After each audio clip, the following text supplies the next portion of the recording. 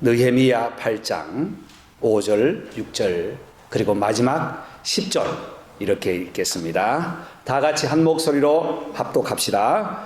에스라가 모든 백성 위에 서서 그들 목전에 책을 펴니 책을 펼 때에 모든 백성이 일어서니라.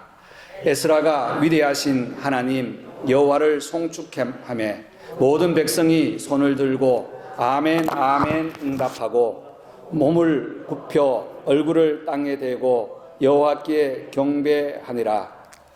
느헤미야가 또 그들에게 이르되 너희는 가서 살찐 것을 먹고 단 것을 마시되 준비하지 못한 자에게는 나누어 주라.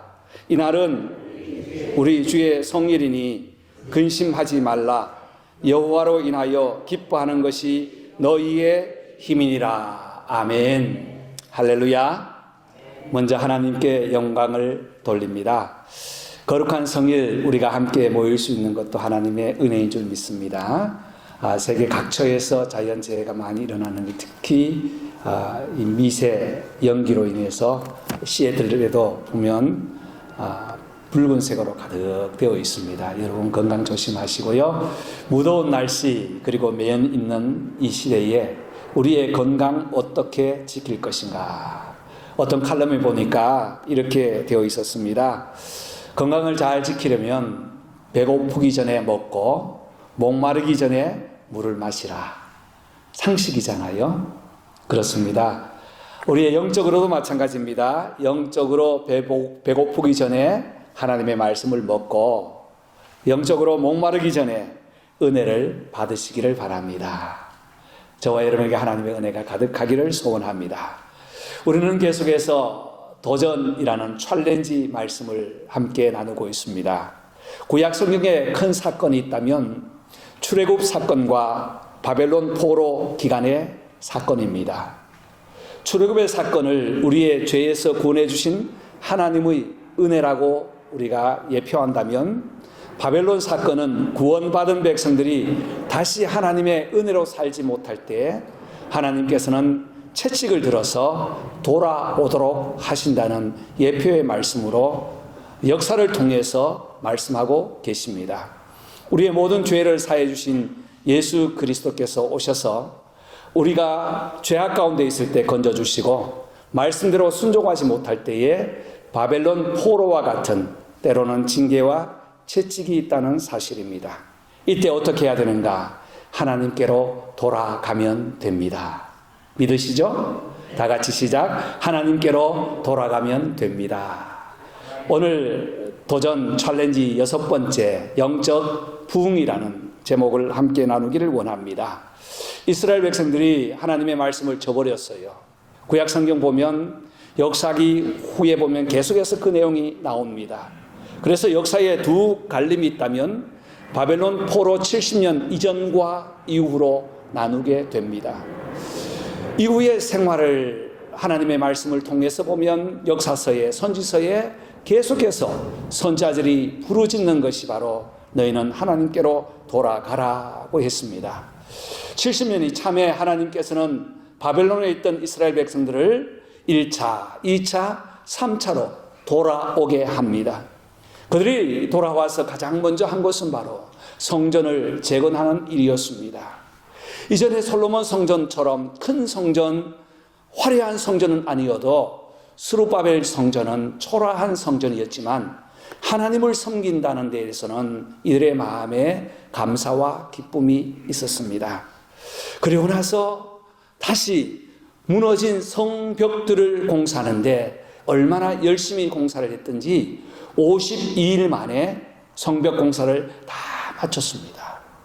구간을 공사할 때에 본인들이 정착하고 있는 그 구간의 구역들을 나누어서 공사를 하게 되었죠.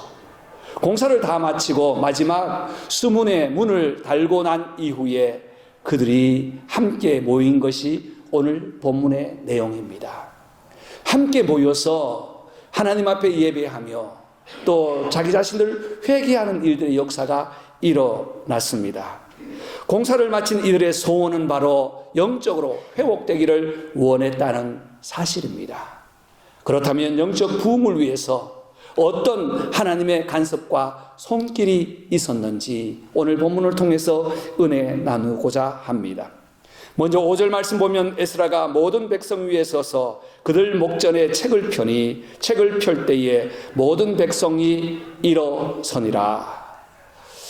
1절 말씀부터 보면 공사하는 그 기간 동안에 많은 유혹이 있었어요.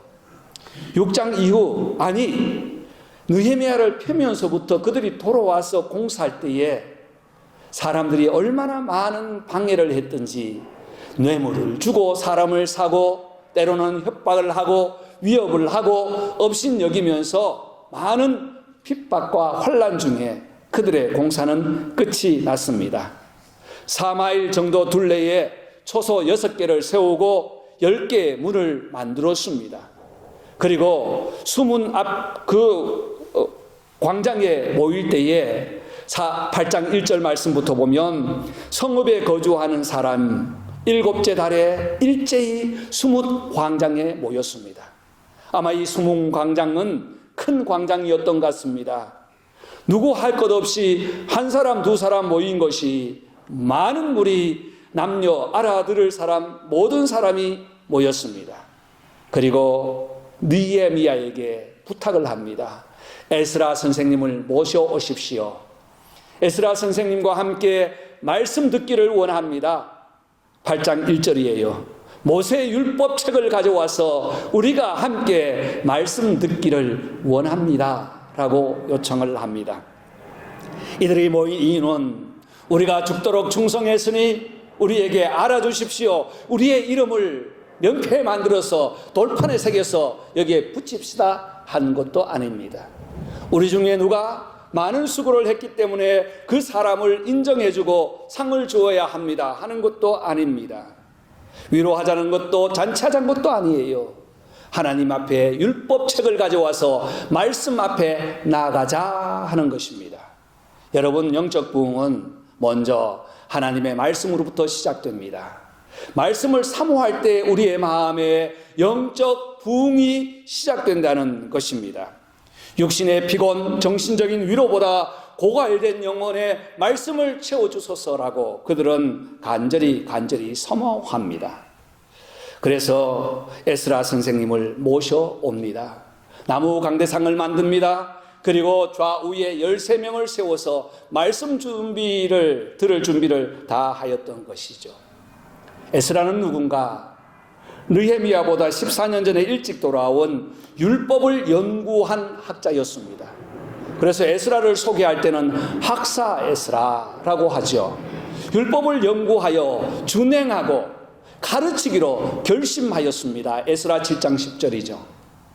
이분은 하나님의 말씀에 박식하고 말씀에 민감하고 말씀을 늘 깨닫고 있기 때문에 이 말씀을 함께 펴서 읽을 때에 하나님의 은혜가 임한다는 사실을 그들은 소망했습니다.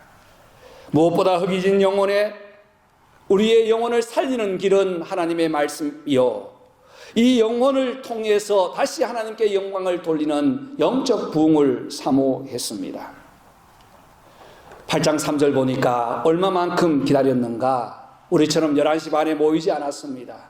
새벽부터 정오까지 동트는 그 시간, 아마 그 시간이라고 되어 있지만 더 일찍 왔을 거예요. 새벽 찬이슬을 맞으면서 왔을 겁니다. 함께 모였습니다. 남녀 알아들을 만한 자 앞에서 느헤미야와 함께 선 13사람의 그 서기관과 백성들, 대표들과 에스라가 섰습니다. 책을 폈습니다. 이들이 사모했던 하나님의 말씀, 우리의 영혼을 다시 한번 회복시켜 주시는 그 말씀, 에스라가 낭독을 합니다. 그랬더니 모인 백성들이 아멘, 아멘 하면서 고개를 숙여 얼굴을 땅에 대고 납작이 엎드려 여호와를 경외하게 되었습니다. 여러분, 그렇습니다. 우리의 영적 부흥은 말씀을 중심하여 사모함에서 일어나고, 이 사모함에서 하나님의 말씀을 듣고 청종하고 우리의 반응을 보일 때에 하나님은 우리에게 찾아오십니다. 성령님 우리에게 찾아오셔서 마음을 열고 말씀을 받고 그런가 하여 아멘 아멘 하는 자에게 성령께서는 마음의 문을 활짝 열어주시는 줄 믿습니다. 하나님의 그 말씀이 오늘 이 자리에도 저와 여러분에게 함께하여 주시는 줄 믿습니다. 왜냐하면 하나님의 말씀이기 때문이에요. 하나님의 말씀은 복 있는 사람이 주야로 묵상할 때에 우리의 모든 삶을 형통해 주시는 능력이 있습니다. 그래서 예수님께서 말씀하시기를 사람이 떡으로만 살 것이 아니요 하나님의 입으로 나오는 모든 말씀으로 살기 때문에 낭독할 때마다 백성들은 아멘 아멘이라고 고백했습니다. 이 말씀이 저와 여러분의 영혼을 다시 회복시키는 영적 부흥의 말씀이 되시기를 주님의 이름으로 축복합니다. 우리의 부흥 어디에서 시작될까요? 우리의 영적인 간절한 소망 어디에서 시작할까요? 세상의 부와 명예, 물질 아닙니다. 아무리 있다 할지라도 3개월 지나가면 그것이 새로운 것이 안 되는 거예요. 그러나 날마다 우리의 영혼을 새롭게 적시시고 우리의 영혼을 새롭게 하시는 하나님의 말씀은 우리의 마음을, 우리의 영혼을 새롭게 하시는 줄 믿습니다. 저와 여러분들도 날마다 하나님의 말씀을 사모하고 청종하고 순종하여 말씀으로 새롭게 되는 역사 있기를 주님의 이름으로 축복합니다. 6절 말씀에 보면 에스라가 위대하신 하나님을 송축하며 모든 백성이 손을 들고 아멘 아멘 하고 응답하고 몸을 굽혀 얼굴을 땅에 대고 여호와께 경배하니라. 영적 부흥은 자신의 변화를 사모하고 자신을 하나님께 드릴 때 일어나는 거예요. 말씀을 사모하고 청종하는 것은 누구나 할 수 있습니다. 그러나 말씀을 받아 변화되는 것은 아무나 할 수 없어요. 동일하게 말씀이 선포되어도 어떤 사람은 마음의 상처가 되고 어떤 사람은 변화가 되고 은혜가 되는 것은 우리의 마음의 문제라는 것이죠. 율법책을 펼 때에 모든 백성이 일어났습니다. 하나님의 말씀 앞에 일어나는 것은 최고의 경외심이죠. 법정에 가도 재판장이 들어올 때 모든 방청객이 일어납니다. 그것은 바로 예를 지키는 것이죠. 그러나 이 말씀이 가죽 성경도 아닙니다. 이 말씀이 너덜너덜한 식물로 만든 파피루스로 된 아마 두루마리였을 거예요. 그럼에도 불구하고 이 책을 펴서 함께 낭독하고 책을 펼 때에 모든 백성들이 일어나는 것은 너덜너덜한 종이쪽과 같은 나무 조각 같은 파피루스라 할지라도 하나님의 입으로 하신 말씀이기 때문입니다. 말씀을 읽고 송축합니다. 이 송축이라는 말은 가장 아름다운 말입니다. 찬양과 찬미를 다 모아서 하나님께 영광을 돌리고 그 아름다운 고백을 통해서 축하하고 기뻐하고 감사하는 것이 바로 송축인 거예요. 그래서 히브리 말로는 바락이라고 하죠. 보답할 수 없는 사랑과 은혜에 감사하여 무릎을 꿇고 엎드린 상태를 바락이라고 합니다. 그렇습니다. 백성들은 이 말씀을 읽을 때에 말할 수 없는 감격과 감사로 그 말씀이 나에게 주시는 말씀으로 믿고 뭐라고 했습니까? 아멘, 아멘 했다는 거예요. 아멘 뜻이 무엇입니까? 나도 그와 같이 되기를 원합니다. 동의, 의지, 확신, 헌신을 뜻하는 말이 아멘입니다. 아멘이 단순히 헌신 예배를 드릴 때에 보면 주로 남성교회, 여성교회 헌신 예배를 드릴 때 출석을 하잖아요. 누구 하면은 뭐라고 하죠? 아멘이라고. 왜 아멘 하는지 모르겠어요. 이름을 불렀는데 아멘이라고 해요. 할렐루야? 아멘. 맞아요. 그런데 아멘 할렐루야는 맞지 않아요. 무엇에 대한 생각을 하고 아멘 하자는 거예요. 단순하게 말장난처럼 하는 것이 아멘이 아니에요. 아멘은 내가 그와 같이 헌신하기를 원합니다. 정말 동의하고 헌신하고 감사하고 은혜에 확신할 때에 거기에서 아멘이 나와야 되는 거예요. 하나님의 말씀은 살아 있습니다. 예, 이때는 아멘 크게 하셔도 돼요. 그러나 출석할 때는 예 하면 됩니다. 그리고 또 헌신 예배 드릴 때 왜 출석 부르는지 저는 그거 이해가 안 돼요. 왜 출석 부르는지. 그렇습니다. 백성들이 모두 아멘 아멘 하면서, 그것도 입술로만 아니에요. 머리를 땅에 대고 손을 쭉 하게 엎드렸어. 내 모든 가치를 하나님께 드립니다 라는 의미에서 아멘이라고 했습니다.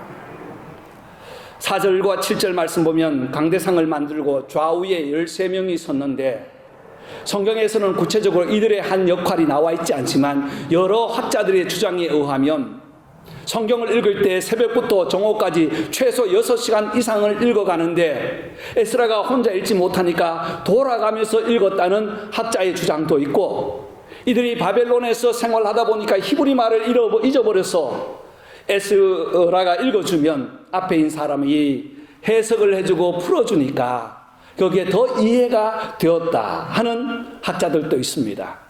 아무튼 백성들의 도움을 위해서 앞에 선 사람들이 돌아가면서 읽었든지 해석해 주었든지 아니면 번역해 주었든지 통역해 주었든지 간에 하나님의 말씀이 그런가 하여 자신에게 변화를 요구하면서 아멘 했다는 것은 사실입니다.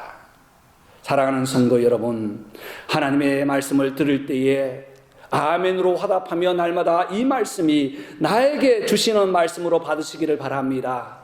저도 말씀을 준비하면서 이 말씀이 여러분보다는 먼저 나에게 주시는 말씀으로, 내가 얼마나 하나님의 말씀에 신뢰하며 아멘 했던가 하는 것을 다시 한번 돌아보았습니다.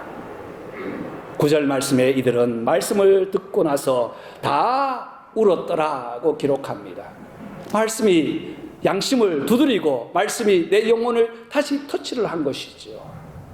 여러분, 하나님의 말씀은 살아있습니다.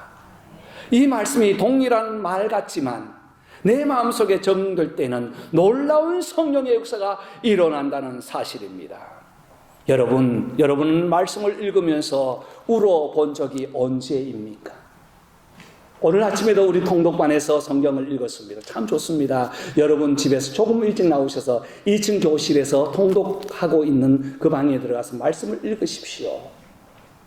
말씀을 읽을 때 그 말씀이 나에게 주시는 말씀으로 내 마음에 감동을 주어서 아멘이라고 고백한 적이 언제냐 하는 것입니다. 여러분, 그렇습니다. 말씀이 너무 좋아서 눈물을 지으며 감사하며 울었던 적이 까마득하다면 다시 우리의 마음, 우리의 영혼에도 영적 부흥이 일어나야 될 줄 믿습니다. 요한복음 1장 보면 태초에 말씀이 계시니라. 이 말씀이 육신이 되어 우리 가운데 거하심이 은혜와 진리가 충만하더라. 우리 주님께서는 나는 곧 말씀이라 쭉 기록하다가 마지막 요한은 20장 31절 말씀에 이 말씀을 기록한 목적은 예수를 믿어 생명을 얻게 하고, 예수님이 하신 그 행적을 책에 기록한다면 그 책은 세상에 두기에도 부족하다 하고 21장 25절에 끝을 맺습니다. 하나님의 말씀은 오늘도 우리와 함께 하십니다. 이 말씀을, 저와 여러분이 말씀을 읽을 때에 주님 사랑합니다, 말씀을 사랑합니다, 내가 변화되기를 원합니다, 내가 주님과 함께 살기를 원합니다 라는 고백과 함께 자신의 변화를 통하여 영적 부흥의 놀라운 역사 챌린지가 있기를 주의 이름으로 축복합니다. 마지막 10절 말씀을 읽도록 합니다. 느헤미야가 또 그들에게 이르되 너희는 가서 살찐 것을 먹고 단 것을 마시되 준비하지 못한 자에게는 나누어 주라. 이날은 우리 주의 성일이니 근심하지 말라. 여호와를 인하여 기뻐하는 것이 너희의 힘이니라. 아멘. 세 번째는 영적 부흥은 기쁨 회복된 데서 다시 출발합니다. 영적 회복은요, 참 놀라워요. 무엇과도 대조되거나 비교될 수 없는 것이 영적인 변화입니다. 우리가 다 털털이가 되어도 영적인 은혜를 입고 하나님의 은혜, 성령의 은혜를 입고 나면 밤새도록 울고 나와 새벽에 나와 보면 하늘이 새로워 보여요. 여러분 그런 적 있으시죠? 저도 많이 있습니다. 다 털리고 너무 억울해서 잠을 못 자고 나와 마지막에 하나님을 잠깐 만나서 하나님 감사합니다 이 말을 고백하고 나오면 사람들이 새롭게 보인다는 사실이에요. 오늘 이스라엘 백성들이 울고 또 울었습니다. 함께 모여 울었어요. 그랬더니 주의 성일까지 막 계속 울고 있는 거예요. 그래서 느헤미야 총독이 나와서 여러분이요 이제는 울지 마십시오. 눈물을 닦으십시오. 오늘은 여호와의 성일입니다. 주의 날입니다. 하나님 앞에 나가는 날입니다. 여러분 이제는 툴툴 털고 일어나서 살찐 것을 먹었고 단 것을 먹으면서 회복하십시오. 그리고 준비하지 못한 자에게는 어떻게 하라? 나누어 주어라. 여기에는 나눔의 기쁨과 누림의 기쁨이라고 저는 정해 보았습니다. 하나님께서 우리에게 은혜를 주실 때에 여호와로 인하여 기뻐하는 것이 너희의 무엇이라고요? 힘이라. 줄쳐진 부분 다 같이 시작. 여호와로 인하여 기뻐하는 것이 너희의 힘이라. 다시 한번 시작.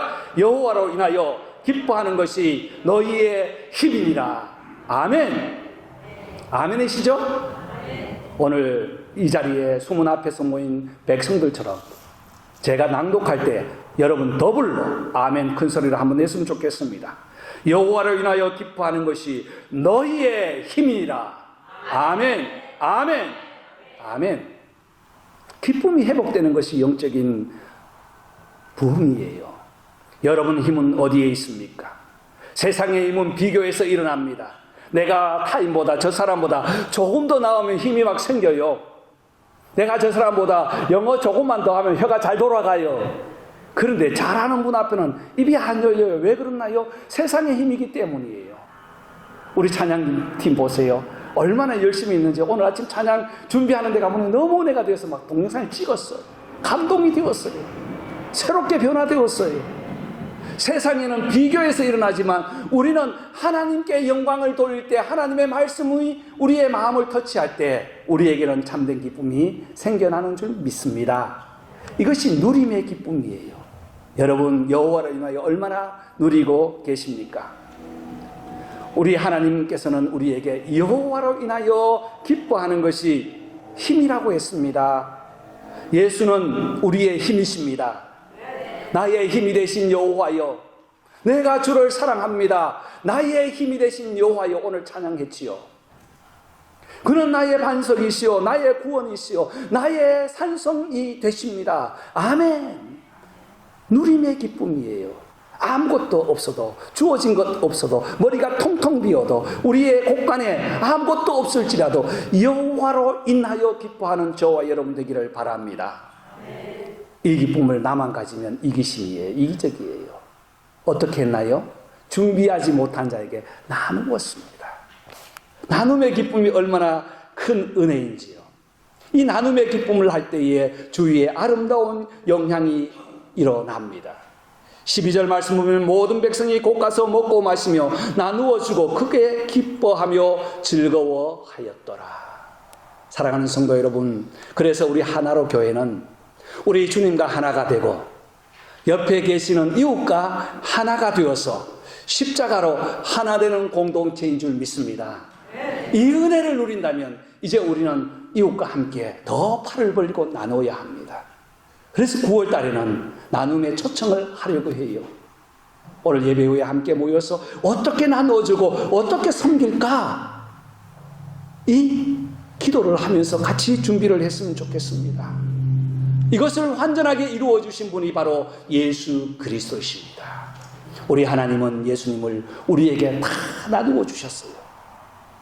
마지막에는 피 한 방울까지 우리의 모든 죄를 위하여 나누어 주시고 그 피를 믿는 자에게는 구속의 은혜, 구원의 은혜를 주신다고 약속하셨습니다. 이것을 지속적으로 유지하도록 하신 분이 성령님이세요.